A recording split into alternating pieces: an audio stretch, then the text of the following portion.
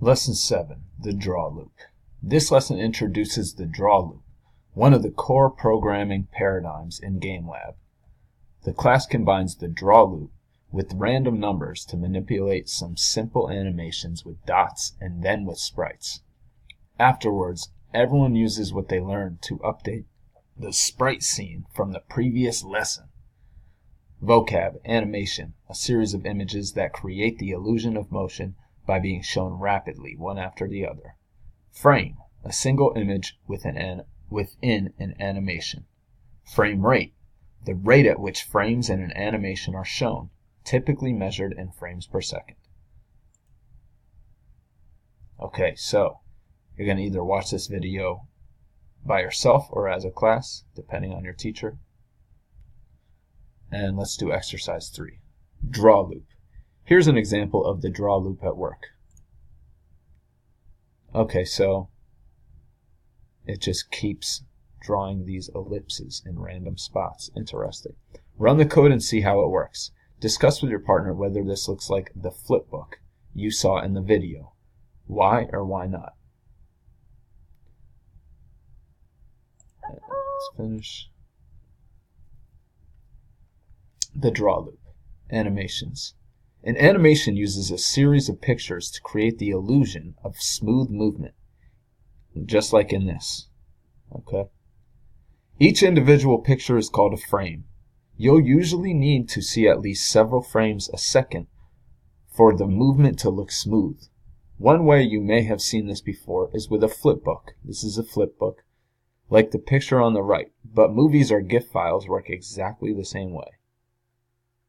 The draw loop. Okay, that's this block of code. To create animations, you'll need a way to keep drawing frame after frame. In GameLab, this is done using the draw function. Okay, so this function is named draw, and a nickname for that is the draw loop. The way programs run in GameLab is 1. Run every piece of code outside draw. 2. Keep running the code inside draw over and over again 30 times per second. Each time the code inside draw runs is like a new page in a flipbook. By making small changes to what's drawn each time, you can use GameLab to create animations. Draw loop with shapes. Okay, so look at this. This is what we just did. So, no stroke, fill, teal, and they want to draw an ellipse. So this is going to keep running over and over, just like that. Okay, this program sets the color, fill color, and turns off the stroke outside the draw loop. Then runs the code inside draw over and over. The program will keep drawing dots in random locations forever. Okay, draw loop with sprites.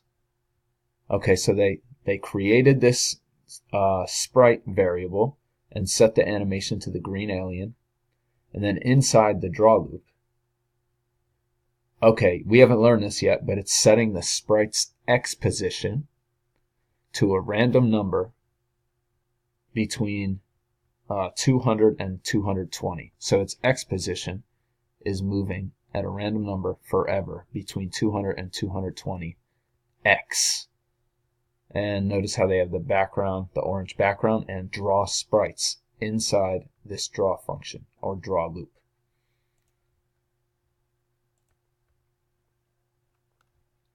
Using the draw loop. Now it's your turn to do some work with the draw loop. Remember that the code inside the draw loop is run by GameLab over and over again. Do this. Add code to this program so that your drawing has orange circles being drawn too. We only have green circles being drawn. Move on when your program looks like the picture to the right. Okay. Okay, so I do see fill green, ellipse. Okay, so I think a very simple way of fixing this is, a coder's best friend is copy and paste. So I'm going to click show text, and I'm going to copy this. Be careful. Make sure you are copying just this, okay? And I'm going to click over here, press enter on my keyboard, and then paste. Okay, what do I have to change though? Well, I have to change this from green to orange. And I do believe this is going to work. I'm going to click show blocks again. I believe this will, yep. Okay, that worked. Terrific. Okay, so the reason that worked is because I just did the same thing they did with the green ellipse, and I copied their code and made it an orange ellipse as well. Predict. This program has one small difference that will make it run a little differently. Again though, remember, all your code outside the draw loop is run first, one time. All your code inside the draw loop is run over and over forever. What will this program do? Write your prediction below. Okay, let's look. Frame rate, as they said, I think that means 5 frames per second. No stroke background, so there's going to be a blue background. Fill yellow, not sure what's going to happen there. Function draw, background red, ellipse. Very interesting. I have no idea. Okay, so maybe you're going to see a yellow or a blue background, and then a yellow circle being drawn over and over until it fills the screen. That's what I'm going to say. We see a blue background. Then a red background with a yellow ellipse being drawn over and over. Okay. Okay, well, Okay, so we didn't see a blue background. We just saw a red background. That makes sense. That does make sense because this blue background was essentially canceled out because the draw loop is run forever, right? We didn't see a blue background, right? The yellow fill did have to do with the yellow ellipse. I was right about that. And for it, why does it disappear? I think because this background is redrawn over and over, that's why this doesn't disappear. The red background and the yellow ellipse is essentially resetting because the background is being drawn over and over. Something to think about. Sprites in the draw loop. Let's run this, see what's going on. Okay, by changing sprite properties in the draw loop, you can animate your characters. This animation has also been slowed down. At the beginning of the program, the world.framerate block has been used to set the frame rate to 10. Okay, that's this, 10. Usually the frame rate is 30. Feel free to explore different frame rates. Okay, run the code to see how it works. Discuss with your partner why some code is inside the draw loop and some code is outside. Okay, so the background orange is inside the draw loop so that it gets redrawn every time, and the different frames still show an orange background. Sprite X. Okay, so sprite is this alien. They set sprite animation to green alien. So sprite.x equals, so the x position is between 200 and 220. That's why it keeps moving back and forth.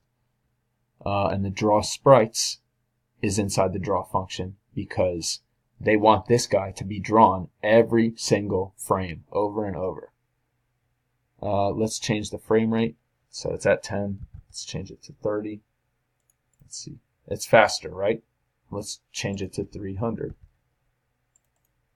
And it's shaking very violently. Let's change it to 3000. Yes, it keeps speeding up. Okay.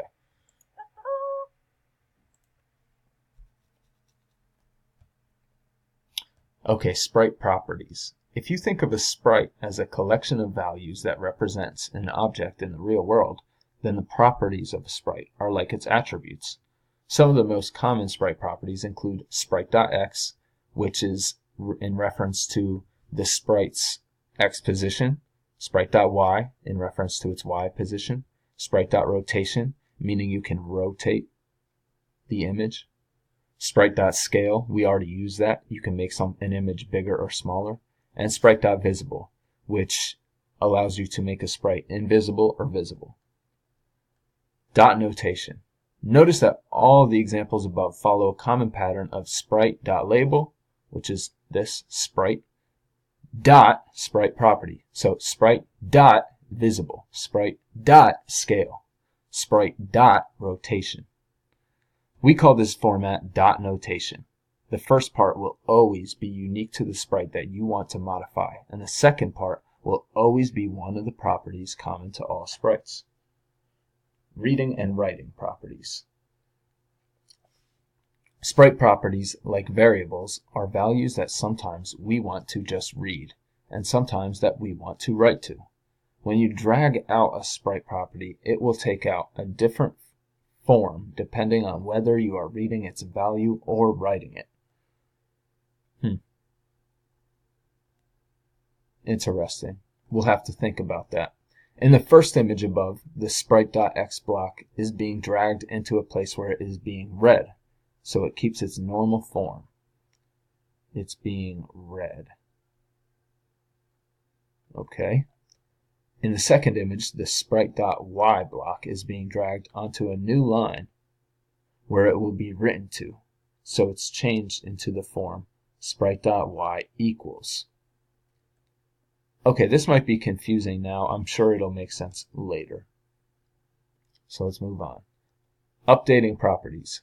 Sprites have properties that let the computer know where and how to draw them. Two common properties to use are sprite.x and sprite.y, which control the location of the sprite. Assigning these properties a new value will move your sprite to a new location on the screen. Okay, let's run this. Okay, so here, just the pencil is moving. In this image, the pencil and the paintbrush are moving. This animation is already updating one sprite's X property to make it look like it's shaking the pencil. Run the program to see how it works. Edit the code in this program to make the second sprite shake like the first one. Okay, move on when your picture looks like that. Okay, so let's look inside this draw loop. We have a pencil.x, and it's setting the pencil's x position to a random number between 100 and 110.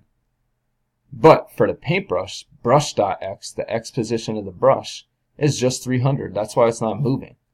And the draw loop is drawing this over and over with the brush just hanging out, chilling at 300. Okay, so we want to add a random number block inside this x value. Okay, so we're going to do the same thing. That was 300 before, so let's do 300 and 310. Alright, now it's shaking. It looks like this image, so let's move on.